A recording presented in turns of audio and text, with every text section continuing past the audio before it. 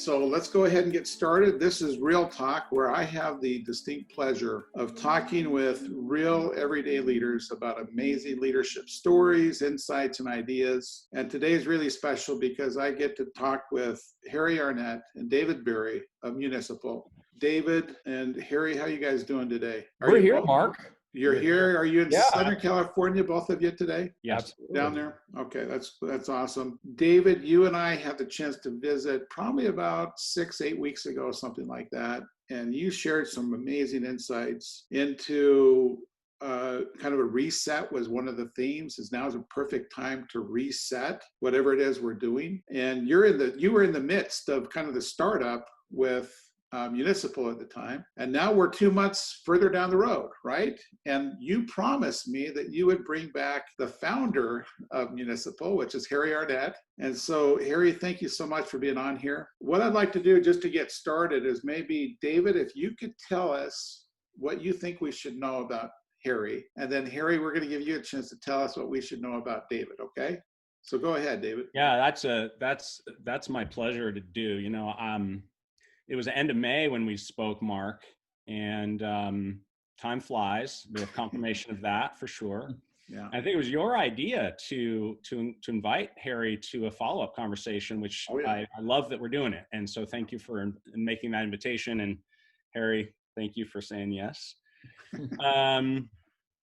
I've known Harry now. We've known each other for 15 years, and it's for me with Harry. It's always been a combination of really just deep care for people, deep care for an environment in which people can do their very best work. And I think that combined with real smarts about what should be focused on, keeping it simple and clear, and staying out of the way of really good people so they can do their best work.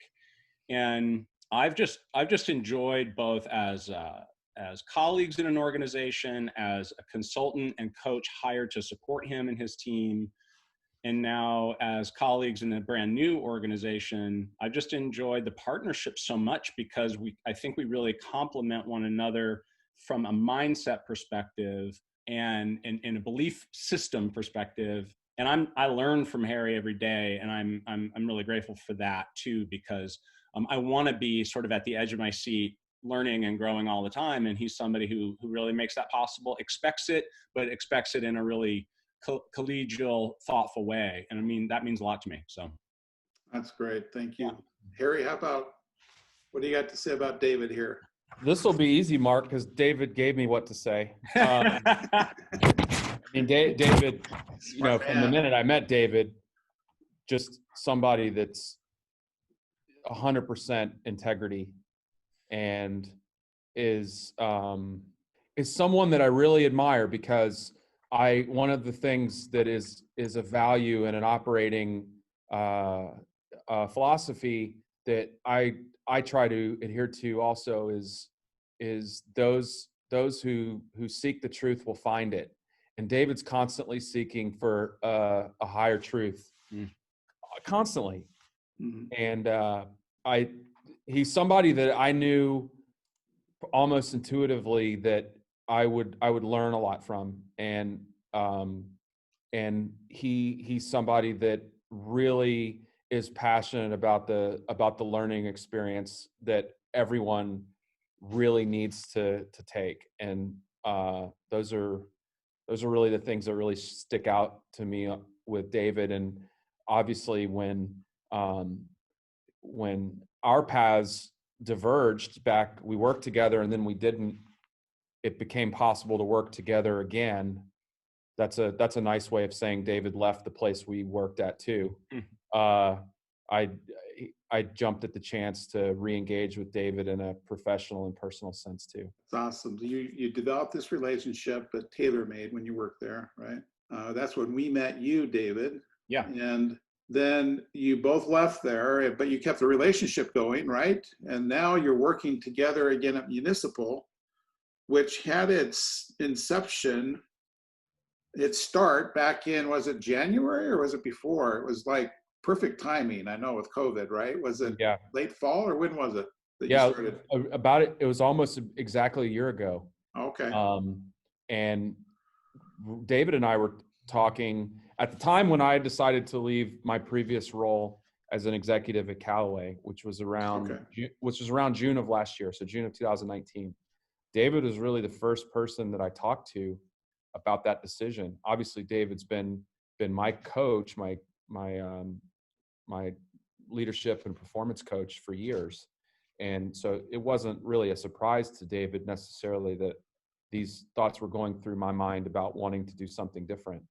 And so really starting, I mean, David, we would probably have to say our time talking about this would have been probably last June, almost June 2019. But then officially, Mark, that would have started in September of last year.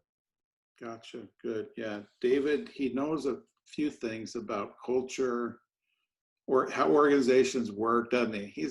He's above average, isn't he? He knows a few things, don't you, David? You know, David, honestly, you're definitely above average. Definitely above average. Yeah. I mean, I can shut Zoom now. You're confident in that one. Of the call. That'll be on his tombstone. Definitely above average. No, but what I want to say is, you know, the reason it's been so important to me to have this relationship, if I especially look at Harry's work at Callaway and how he's brought that same philosophy in, is you can't do the work I do without incredibly dedicated partners, right? That in real time, you know, I didn't have to make anything, sell anything, get a team motivated to do their job, right? As a consultant, you have lots of responsibilities, but you also have a lot of luxuries. I get to support that and to see that in action and to see how what I did could help him and his team and our team now. That's a privileged spot, but none of it happens if you don't have leaders and teams who say yes and take some risks. And that's why it's fun, because there's a lot of yes and take some risks, which is really hard. And so that's the learning curve I think we're on right now again. Yeah, and I think that's part of the story, at least that impresses me about what you guys are doing, is that Harry, you're the founder of Municipal. You had this idea. You started to reach out and talk to key people. I'm sure that David was one of them, but not the only one, right? David is the vice president of people and culture now at Municipal. And the vision of Municipal, you guys correct me if I'm trying to summarize here. I'm not telling you what it is. I'm summarizing what I learned. The culture and vision of Municipal is much larger than the size of the people, the head count at Municipal right now. But Harry, of all the things that you could have chosen to, or all the people and all the things you could have invested in up front like this, you're a year into it at the most, right? Yeah. You've invested in a VP of people and culture. That's something that huge organizations do, right? Why did you make that strategic decision? I mean, I'm sure you like David, but you know, above average. Definitely above average. Talk to us about that. I've never had any problem being vulnerable and recognizing I should say I've never had any problem being vulnerable and trying to ground myself in my own humility. And a lot of times that can be loud voices about imposter syndrome and other things that affect everybody. But as I was kind of curating my own learning about leadership and trying to plug that into how do leaders be authentic and in a pursuit of whatever success meant in performance. Now, mind you, this is 20 years ago. I just left. I just graduated from graduate business school, and which would have been, right at 2001. And the leadership paradigm presented at that time wasn't one that I really understood or subscribed to, because if this might be a little esoteric for the audience, but it really was like this top-down approach of the omniscience of the leader and the omnipotence of the leader coming in, solving all the problems, whether you're Jack Welch or Lou Gerstner coming in to fix an organization, and these brilliant characters. And what I was saying, like humility and insecurity, is I was like, I am far from the smartest person in the room. How can I ever be a leader? And so I really started to appreciate my way of being successful better be something different than relying on myself to be the smartest person in the room. Because I have a good feeling I know where that's going to lead for me. So I always thought about it kind of in a sports context of, is my ability is really going to be trying to create an environment where really smart people feel like they can be the best versions of themselves. And I've embraced that throughout the last 20 years, certainly, of my career. And so when this opportunity came to create this, it was like a no-brainer, because my view on leadership and development is directly tied to performance. And David and I talk about this all the time. We didn't want leadership and development within Municipal to be something that was just purely feel good. Yeah. Make us feel good. This is not like therapy that's meant to like make you feel good in the 90 minutes. And then what are you going to do when you leave the room? Mm-hmm. This is about performance. And the types of people that would be into that idea and want that to be at the epicenter of how we compete are the types of people that we want at Municipal. And so it never felt like cart before the horse to me. It felt like David, as above average as he is, represents the horse. So let's get going. And I think that it's been bumpy for sure, because any startup is, but I think that having David here from day one has directly led to us being able to navigate our way through what has been a really turbulent 4 or 5 months, or even going back before COVID. Mm-hmm. You know, I want to tag on to that, because, you know, development that and learning that leads to performance really was Harry's call to action for me, because when you come out of these scaled environments that focus on development, it's hard for there to be as much of an edge, a real learning edge, as you need in a startup environment. And I knew this conceptually, but in practice. And his challenge to me a year ago was, you know, knowing that I came out of a school of coaching and development that was very much focused on leading from behind. The client, the individual has the answers, and I for sure still believe this is true. Mm-hmm. But if we stay behind all the time, then potentially we lose an edge that is differentiated by, sometimes you got to lead from in front. Sometimes you got to put a real sharp and clear focus on the work, so sharp, in fact, that we create necessary discomfort. And that discomfort's for all of us. But we don't want a culture that anyone can be a part of and it'll feel great.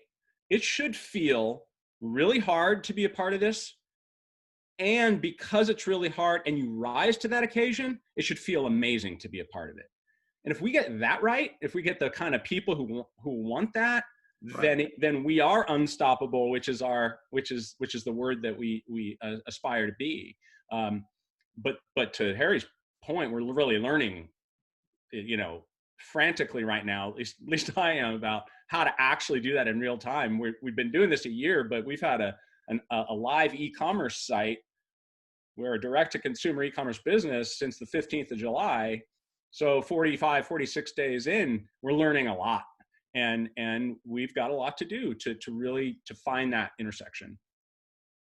That's great. That's good. I'm wearing your product. Okay. I can't remember the name of it, but I love it. I love, our family has your clothes now. Okay. And they're cool.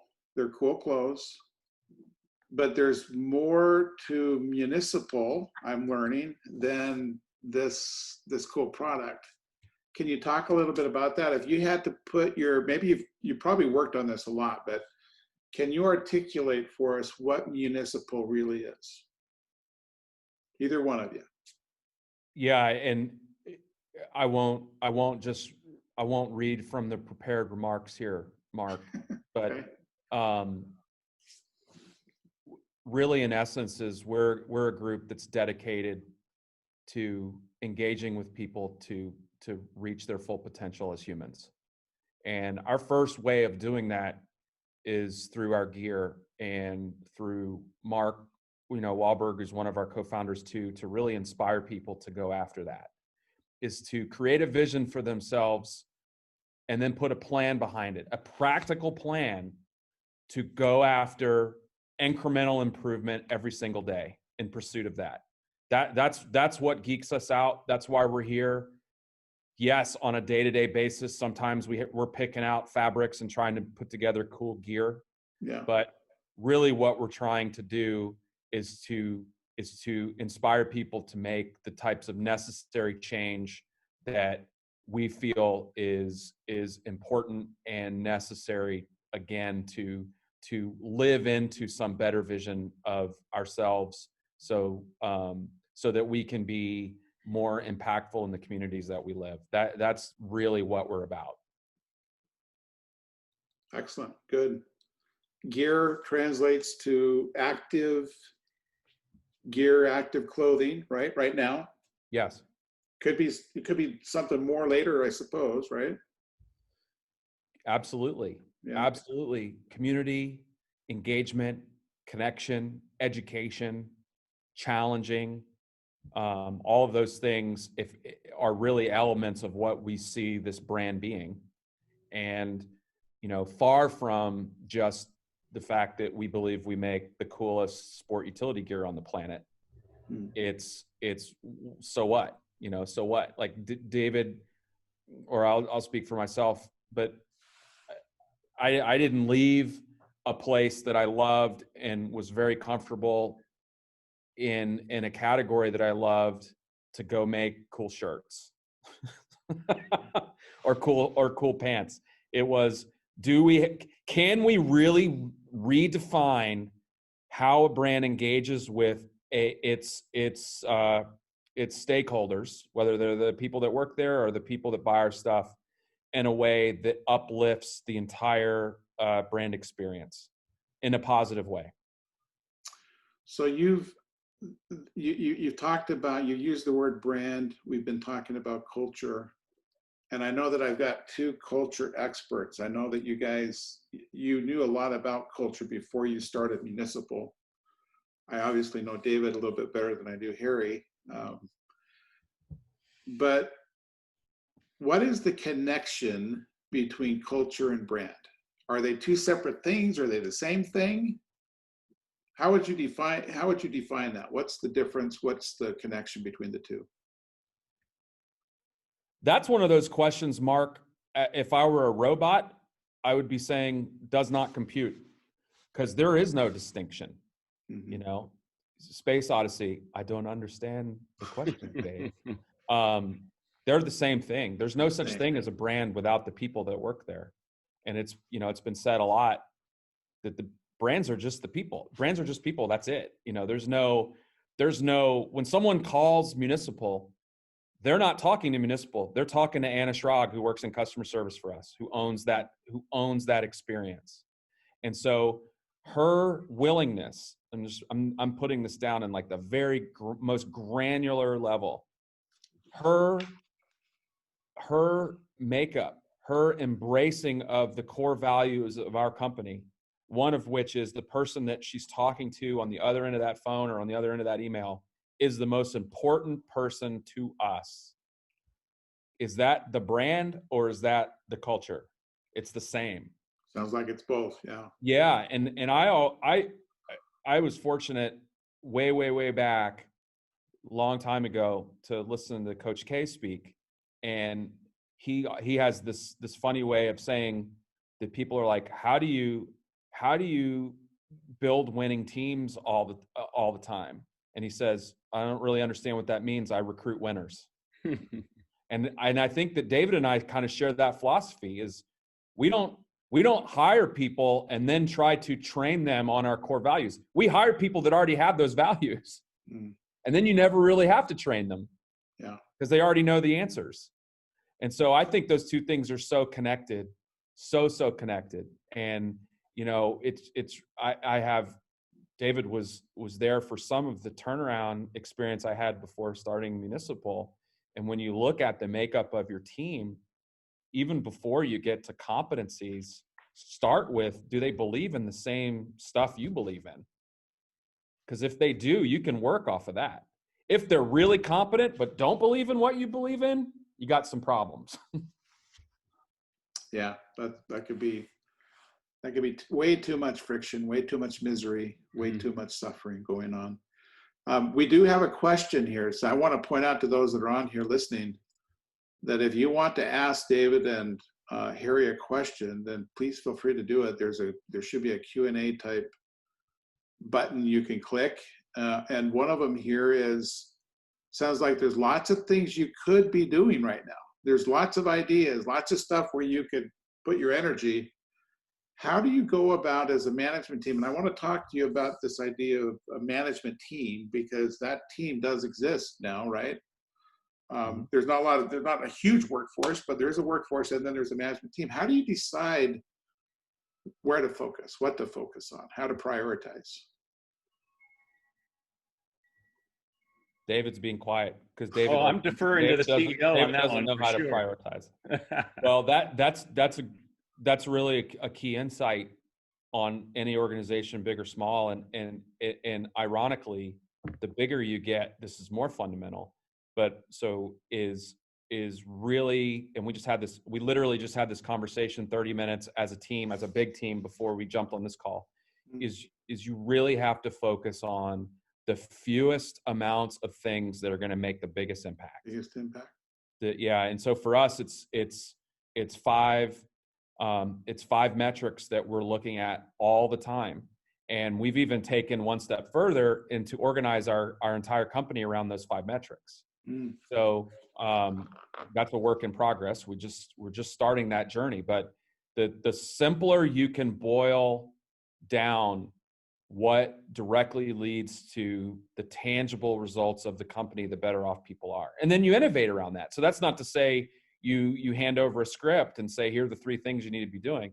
That's where you channel the collective creativity and connection among the group to solve or to innovate along the path of whatever those metrics are. I don't know if that was too abstract, probably was. No, I think that's excellent. The metrics are huge, because if you go back a step to what the mission is, so we say in our mission, we want to create cool stuff that people love. We want to energize our fans.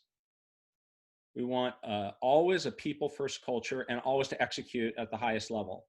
Well, if we don't organize around those metrics that tell us, actually show us what's happening in those areas, and that's the good fortune we have of choosing to be in this kind of business, metrics as many as you want all day long.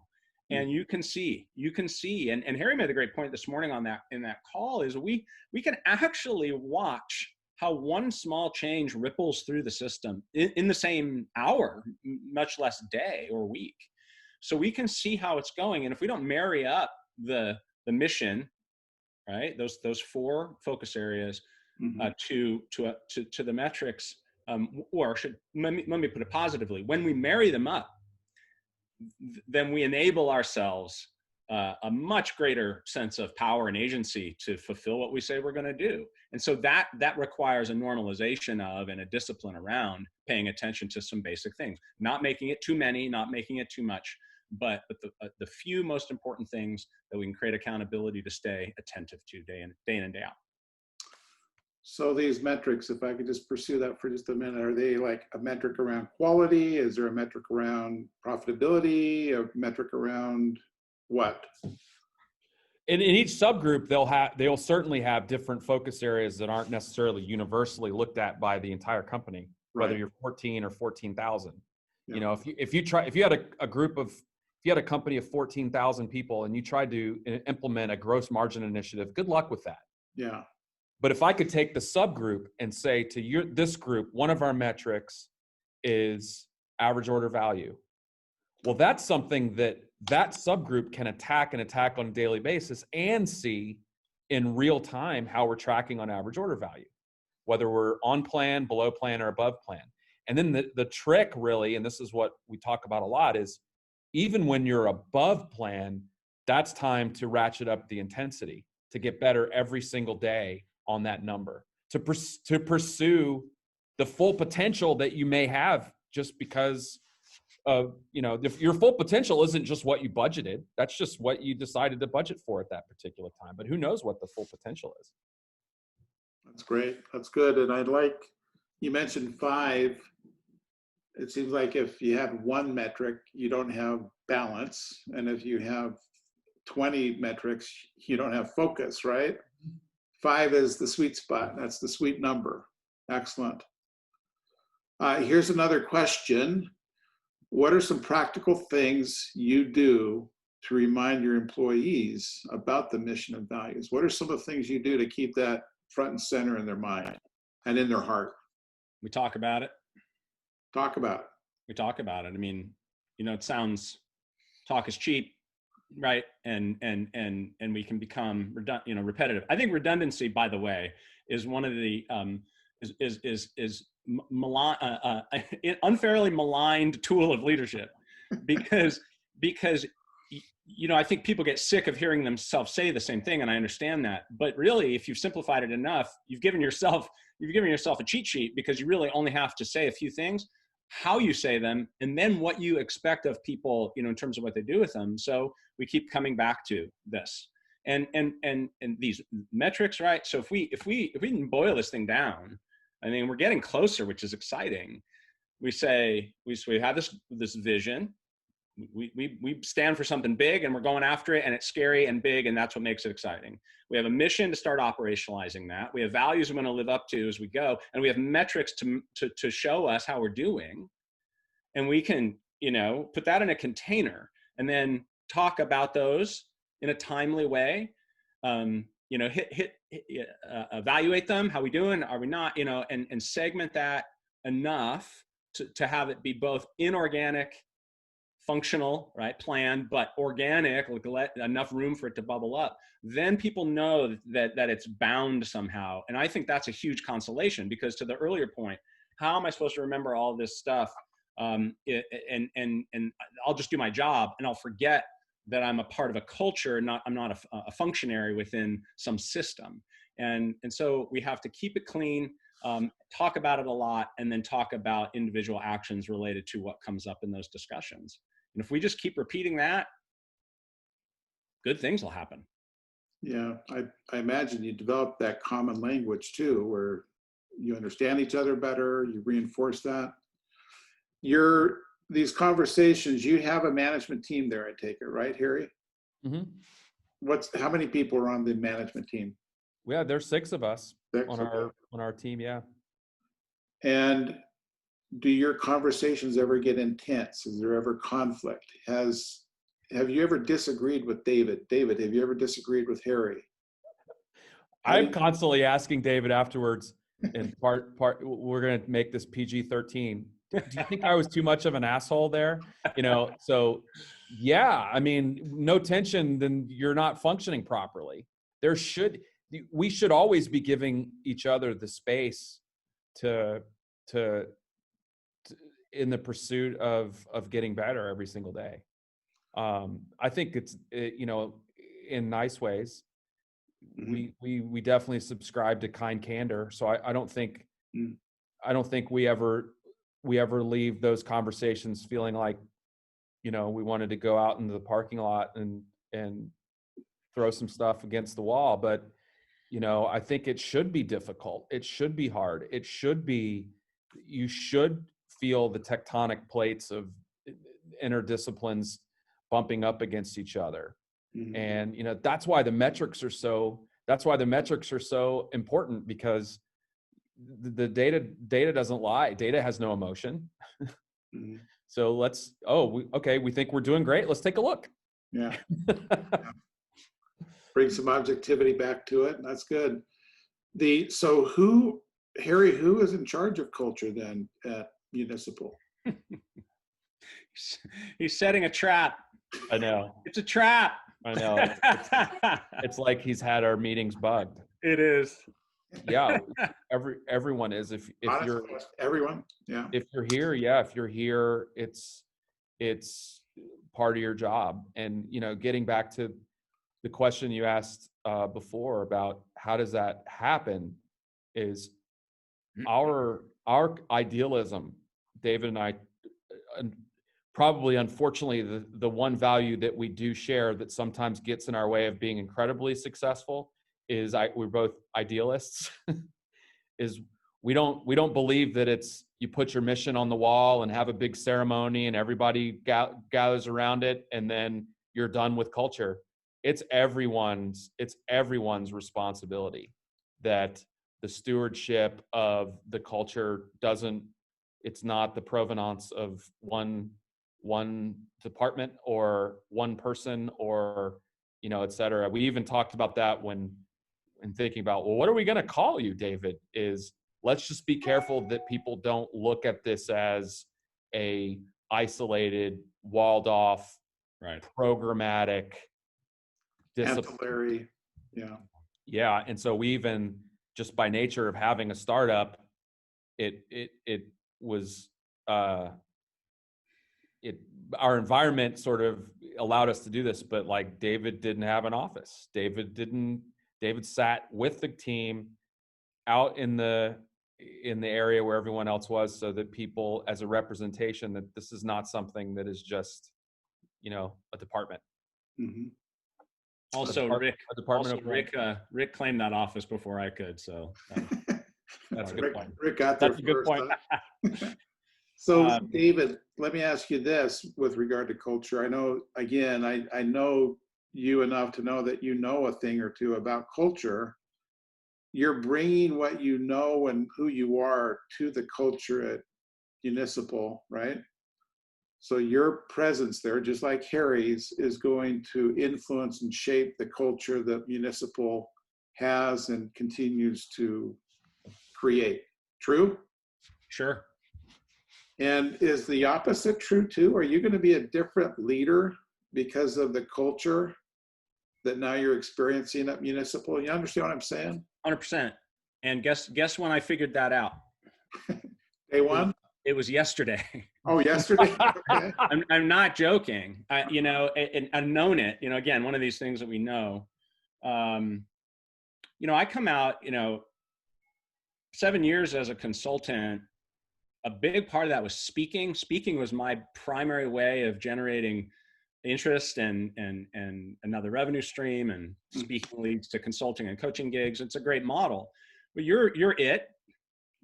You're a performer, which I love to do. Yeah. And so you put it, you claim it as like you're totally integrated, right? There's no separation of church and state in that model. And that's your brand. You were your brand. And that's the brand. And so,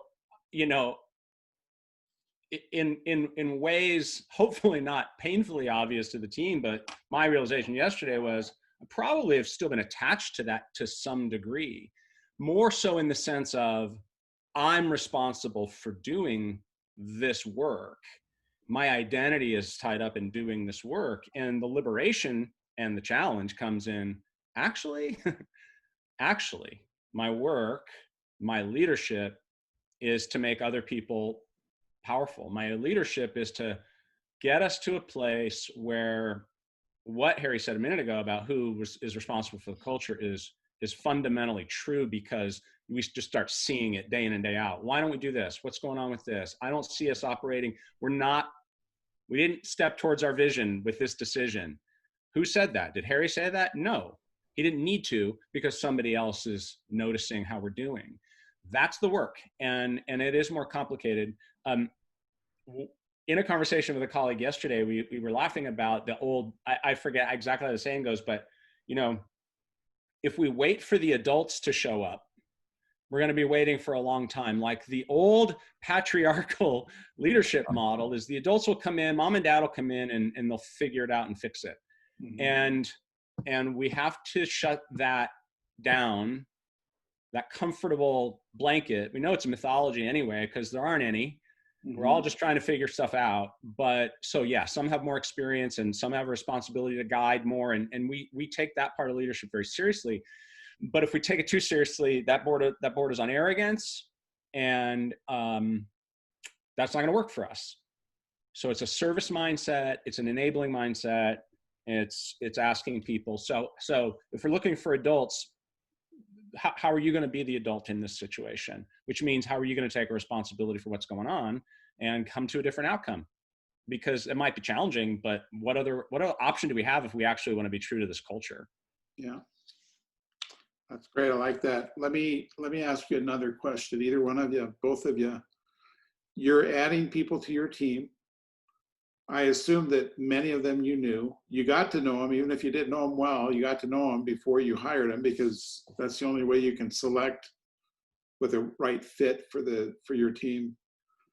But even so, have you discovered in any one of, maybe outside the 6 that are on the management team, okay, others in your team that are not part of the management team, have you discovered anything in any of those that just it was like an aha? You didn't, I'm talking in a positive way. You've discovered something of value in them that you didn't even see when you hired them, that contributes to the culture or to the, to your product, anything that really is going to be an added asset that you didn't necessarily see when they on day one. Have you had any experiences like that? Are you thinking, David, or are you just trying to? I'm thinking. I mean, of course, this opens the door for the world's worst metaphor that I'm about to give. And I don't have a good one, Mark, a better one than this. So if you have a better metaphor, please let me know. But everybody that I hire and plug into the team, I always tell them, whoever gives you your job responsibility doesn't know, I'll say it, jack shit about you. They don't know anything about you. Yeah. They think they know what this job is, and they probably think they know it. At best, they have some vision for what they think this job should be. And that, here comes the bad metaphor. And that they'll tell you the job description, and it's like a little slice of pizza. But anybody that comes into a job is an entire pizza. And if you only do the job requirement, you're only as good as whoever hired you thought you could be. And so we're constantly challenging the people that come here at Municipal or people we work with and we call it play big. Play big. Create your own job. If you come in and you have these talents and these abilities, the only way that we're going to know that is if you feel like you have the space and you're encouraged and you're inspired to be the entire pizza, not just the pie. And so I would say the answer to your question is, I think just about everyone that we've brought in has demonstrated a capacity far beyond what we would have planned for ahead of time. And that's one of the most fun, rewarding things about being a part of a team is you get to see people who have capacity that you never thought they had. And then beyond that is when those people start to see that they have capacity beyond what they thought they had. That's when it gets fun.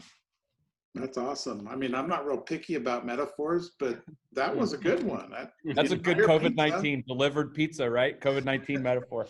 I love that concept, that idea. And I think that that's really true. One of the listeners on here mentioned Dave Canales, who's with the Seahawks, who's a mutual friend. I know David knows Dave Canales, and he is a coach to multimillionaires, coaching them on things that he has never done himself, right? And so the question that he gets asked a lot is, well, why do they listen to you? You know, what is it? And he says, I bring the juice. I'm not limited by these artificial barriers that you're talking about. And he has been there. I think he's got some job security because of how he brings the juice. So that's awesome. And I'm so that's going to continue to grow there at Municipal, I would imagine. When you describe, David, I'm not going to ask you to do this again because I want to tap into your memory from last time, but you gave us some adjectives that described Harry's leadership style. Do you remember that? I do. And Harry, I'm going to ask you when you talk about I want to talk about your management team, not the individuals, but the team, okay? And whether or not you feel like you lead as one. What gets in the way of a team really leading the effort, the operational success, the cultural, development of your organization? What gets in the way of them leading as one? And what are you doing? What have you found to be useful as the leader of this leadership team to keep them focused, united, going in the same direction? I think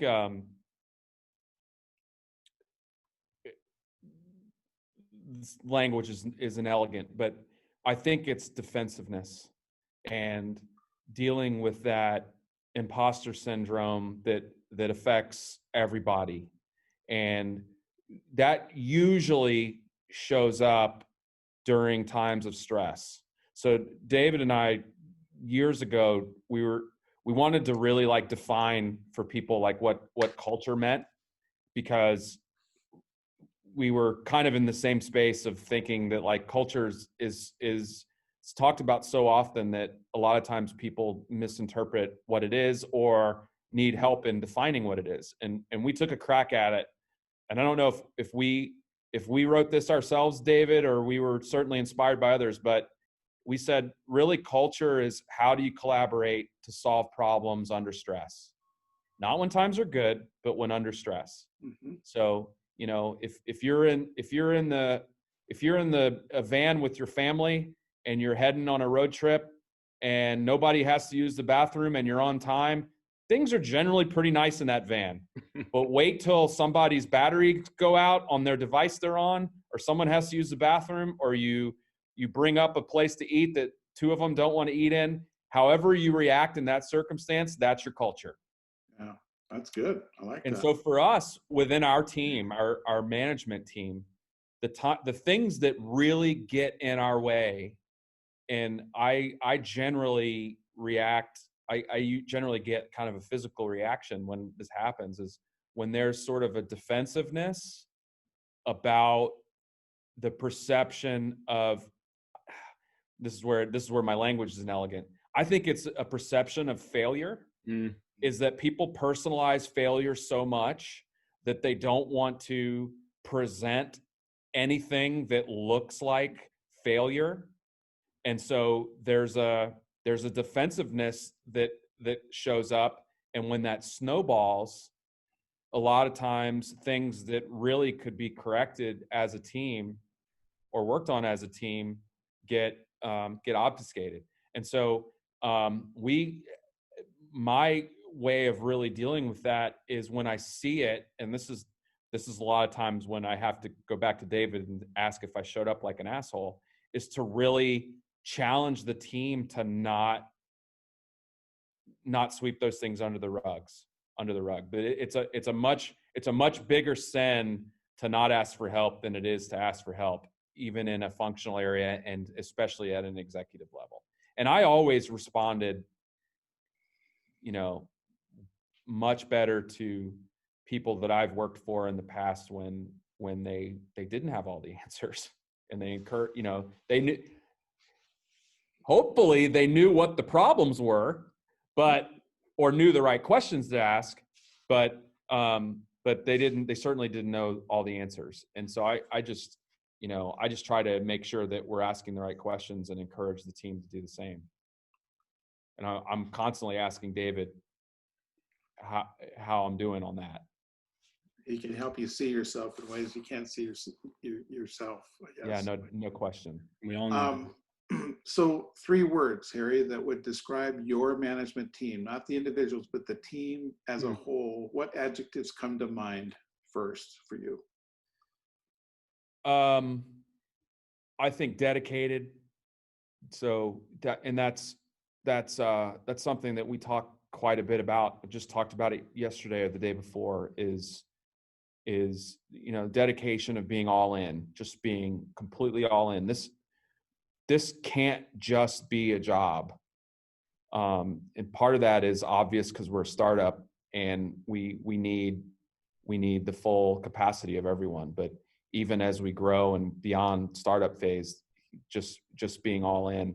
I think our team also, the values of our company really have to be inherent in that team. So integrity is one, too. That's, part and parcel to honesty.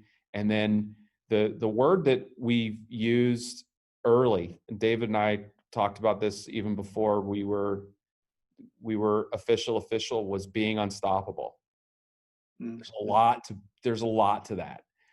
If you're truly embrace this concept of being unstoppable, it requires a heightened level of accountability. You can't make excuses. We stole this from something I heard the football coach at Navy say years and years ago. No excuses. No one cares. No one cares what your excuse is. There are always going to be excuses not to do something. No one cares. No one cares. You have to have a radical appreciation and an approach to responsibility in order to be unstoppable. And some of that, I think, definitely are things that David and I work together on with the team. But getting back to Coach K, how do you create a team that's unstoppable? Well, you hire unstoppable people. You pick the right people. Yeah, I mean, I'm constantly looking at that in people to put onto the team, and even to the degree if they don't have necessarily the piece of pizza pie that says you're going to be completely experienced and competence. If they have those 3 things, integrity, they're unstoppable, and just an incredible commitment to others, they can do any job at this company. They could do any job at this company. It's just a matter of time before the competency catches up. And generally it happens a lot faster than you think. Yeah. That's good. So David, let me ask you this question then. You talked about accountability's got to be there, right? No excuses, accountability, look objectively at the numbers, the metrics, look at failure for what it is. I'm kind of paraphrasing what you said. How do you balance that with how do you ensure that you have that, but yet you have the psychological safety, you know what I'm saying? So that you can help them avoid the defensiveness that you were talking about. The average person probably needs a little help, to stay out of the pit of defensiveness and fear and that type of thing. You have any thoughts on that? Well, competent people have proven their competence over years of experience. And in unsafe environments, which unfortunately most of us spend most of our careers in, you learn to kind of cloak yourself in the competence. So you would naturally second guess any environment that tells you it's safe to uncloak and both have your competence and marry it to a deep commitment and all the vulnerability that comes with continuous learning and improvement. So that's where environment is everything. And not words, though they're important, but demonstration through acts of deep commitment to that that being possible. So what does that mean? Well, it means we take time for having hopefully increasingly real and authentic conversations about what's actually going on, be it in small groups, large team, one-on-one. And there's no perfect to this. There's incremental improvement if people are willing to challenge their old conception of what it means to be an expert or an authority in a more open environment. Because I think the thing that we do to ourselves is we say it's a trade-off. That if I humble myself or I express my vulnerability, then I'm letting go of everything I've earned that got me here in the first place. And you and I, we all know I'm going to go ahead and speak for you. The people we most admire have deep expertise and just a rapacious appetite for learning and opportunity and questioning and a really cool way of saying, I don't know, but I'm excited to go figure that out. That's earned, that's earned. And that's one meeting, one conversation at a time. Mm-hmm. And this is, I think, I'll shut up. But I was thinking about my kids. When I screw up as a dad, I've tried really hard not to sit on the high horse of my authority, but go back and apologize and repair it. And I think the same is true. Like if we screw up, we can always go back and repair. And it's actually that repair that makes a relationship stronger going forward than if it just bounces along as good and positive without any rupture. It's the ruptures that actually make it work. And so we're going to screw it up. We're going to breach trust. We're going to make it unsafe. But do we fix that? Go back, get them back into that conversation and have another go from a more humble place this time. If we can do that repetitively, I think we'll do a lot of good. And make great gear and build a cool company and be around for a very, very long time. But that's, to Harry's point, that's going to take dedication, unstoppability, deep affection, and belief in other people. And that's what we have to keep cultivating. It's directly related to accountability also, because that's what we celebrate. Accountability doesn't mean you get shit right all the time. I mean, quite the opposite. Accountability means you're not going to get shit right all the time. And when you don't, you're open and honest about it in the pursuit of getting better. You mentioned the Seahawks coach. I'm a Falcons fan, so I'm begrudgingly tip my hat to how good they are. Although we have Dan Quinn, so I get a little right. Seahawk love. But I'm certain the reason that coach is so successful is it's about accountability. And it's not you come in that day and I don't need to look at game film because I know I had a great game. Really? Do you want people like that on your team? Yeah, succeed by accident. Yeah, exactly. That's great. So do you believe, I got two more questions and I'll let you guys go, but we'll need to do this again, maybe 6 months, 8 months from now, see how things are going there at Municipal, okay? Do you believe your management team owns the business? I mean, not equity ownership, but there's this sense of ownership on your team? Can you talk to us about that a little bit? I'll take it. I certainly think so. I almost said hope so, but we have another saying here that hope alone is not a strategy. So I think that's something that is solidifying as we go. Mm-hmm. And it's definitely part of the culture that we're trying to implement here, is that people will feel a great sense of ownership in the results of the company, and that they'll feel that the work that they do has a direct impact in our trajectory. That's something that, from day one, we really wanted to instill upon the team. But David has probably a different view of that, or maybe a more objective one. We'll see how his idealism is compared to mine. I just go on what I see, and that's where I try to get grounded in what's concrete. And behaviorally, what I've seen from this group of people over the last 45 days, especially, is a total sense of ownership and commitment to success in the fog of doing something brand new, and it's been bumpy is a nice word, 1,000 fires, all kinds of challenges and learning. But we're making great stuff. We have fans who are, Harry loves this term. I love it now because it's cool. Power users. They keep coming back for more. It's exciting. It's real. So here, sorry, I walked right into your idealism trap, Harry. Yep. But so like but that's the thing, is if you don't remember all of what's going on, that's going well, it's super easy in this kind of situation to get lost in, oh my gosh, we didn't do that right, or we our process is broken. We need, whatever the stuff is that's challenging. So do they own it? Yeah, I think that every person owns what we're doing. And now that I think the opportunity is to more generously share ownership, right? Like there's going to be a time when it's not like this. So if we don't step back and say, okay, that's how we did that, and there are reasons for it, but we don't have to keep doing it that way. Let's get better. That'll be the test. And for us, like, can we be disciplined enough to pause, go back and say, we have a moment here to breathe. Let's just take a look. And that's going to be restorative to people. And really important, because it's a way to in real time demonstrate that we mean what we say about continuous improvement, continuous learning and growth.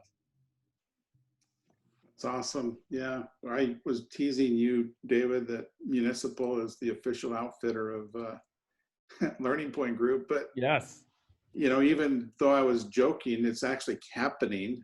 It's just kind of naturally, organically happening. So that's a good thing. So just in closing, the next one we do, we definitely need to do a next one. Okay. Harry, you on board for that? Sure. 6 months, 8 months from now? Of course. So this will be a preamble. The focus could be, where is Municipal? What does it look like 5 years from now? Okay, that's what we could focus on next time. But if you were to give us a one line, if that's possible, what comes to mind? What will Municipal look like 5 years from now? David, do you want to answer that while I collect my thoughts? Yeah, I see and aspire to a real community. It's kind of silly, but one of the very first things you do every morning, you get dressed, and you sort of determine your day. You think about what your day is going to be by what you put on your body. And while we'll be more than a great apparel brand down the road, I think that'll always be what's core. I want a huge community, a global community of people who every morning have the gear that they put on, and they tell us, and they tell their stories about what they do when they're in their gear that helps them feel like they can pretty much do whatever it is they want. Professionally, personally, physically, doesn't matter. I want that to explode. I just want, you'll see on our website now, we're featuring real people, real professionals. Yes, wearing our stuff, highlighting some everyday folks out in the world doing cool things. I 5 years from now, I think that's massive, because that's in the kind of the heart and soul of the trio of our founders, and it's exactly the kind of energy we bring to this as a small team every day. And I think it's totally possible. It's just a matter of shepherding it to get to that place. Yeah, I agree. I mean, from both inside and out, obviously we're in this at the same time to create results. So we want to be bigger and have a bigger global footprint for what the brand and business is, but really as the vehicle to touch more people and to inspire more people.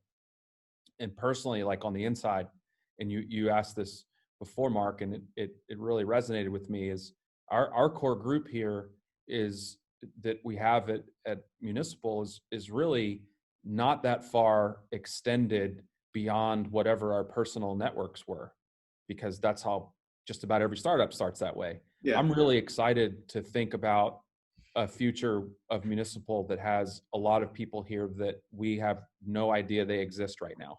Mm-hmm. So, but to really be a beacon for people that want to be a part of an environment like this, to show that, you know, as a model for other entities or organizations that, you know what, like treating people with respect, challenging them with kind candor, having a heightened sense of accountability and responsibility, cutting through the bullshit, and creating an environment where people are literally geeked out to come to work every day. That's a model that leads to great results, period. So I'm really looking forward to our megaphone being bigger and louder so that people can see, just like I did 25 years ago and David did too, that there's a way that to achieve results that can have a positive impact on a large amount of people, even beyond the people that work there. Great, thank you. That is awesome. You guys have offered a lot of good wisdom on here. Your website is municipal.com. And I almost forgot, because I am such a great negotiator, there is a code and I can't remember what it is. I think it's Learning Point 20. Learning Point 20. And I just would say, Mark, thank you, because, you know, you've been incredibly supportive from the beginning, and you've given us a platform to keep, you know, I don't know how Harry thinks about this, but I find these chances, this is like, I get to learn what I'm thinking and what's most important by talking about it. And so this is huge for us, but to spread the word this way. So as a way to say thank you and help your community get to know us better, go to municipal.com, Learning Point 20, and have a look and get into some of our gear and see what you think for yourself. Enjoy it, but also give us feedback so we can keep getting better, because that's our commitment. We're just like, Mark, we're just little baby giraffes on our growth here. One of the things that we did really back in March when stuff started to shut down is we created a public Slack community, which is kind of, I don't know, it's unusual, but I was noticing on the Q&A there were some questions that we didn't get to, and I think those disappear once we close down. But I would just encourage anybody that is interested to go there as well, because we talk about a lot of the stuff that we just talked about with whoever wants to talk about it. And I know for me personally, I learned so much from the people that are out there that join that community to provide their insights. So it's just, you know, again, it's a little baby giraffe. It's an inelegant solution, but we really, I speak for David too. We really appreciate your friendship and support, and we're so grateful to have the opportunity to talk about it. You bet. And it may have felt like we're promoting product here. That's not the point. Learning Point doesn't do that. There is really a story in this that I think is it's of value. I think that what I know about your management team, it's hard to get it all packaged into a 50-minute, web discussion, but there's a lot to the story that's of value. So yeah, go to municipal.com. We will put the recorded version of this discussion on our website at learningpointgroup.com. If you're on here, if you registered and you've been listening in, you'll get an email with that link. And then we can also put the Slack link in there too, so that they can have access. Great. That's a great idea. Great. So thank you very, very much. We appreciate your time. Look forward to doing this again very soon. David, good luck on circling Mount Hood here in a week or this weekend. Next week. Yeah, take care of those folks you're going to be going with, okay? They don't know their way around the outdoors. Yeah, exactly. You're welcome. Hey, Mark, you're welcome. Thanks for the time today. All right. Take care. Have a good day. Bye-bye.